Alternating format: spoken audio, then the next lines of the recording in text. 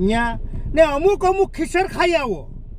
આપણે કહીએ ને કે હલકી પેદાઈશ હોય ને, હલકી પેદાઈશ ખીસર ખાઈ આવો. હલકી નાવને ખુલ્લે આમ કહેવાનું કે 5 કરોડ નથી જોતા.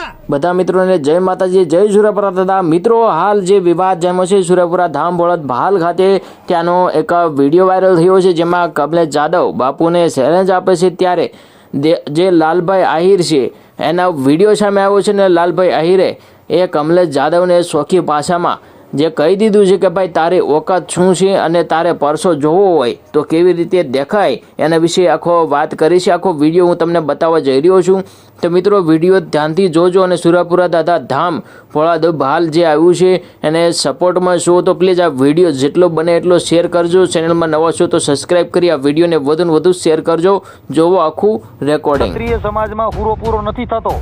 ભારતની અંદર ગાડી નીકળે છે દાનપા કહી દે કે ખમા સાંભળો ભાઈ ઝાલા, અટાણે જીજે 3B નંબરની ગાડી અટાણે રાજસ્થાનથી ઇંગ્લિશની ભરાઈને આવે છે ભાઈ, અને હું પૂરો બોલું છું એટલે પોલીસને અટાણે ક્યાંય ગોતવા નહીં, સીધી ગાડીઓ ચડી જાય. એના ઘરે માતાજીઓ માને જીવડાય બધા દુઃખી છે.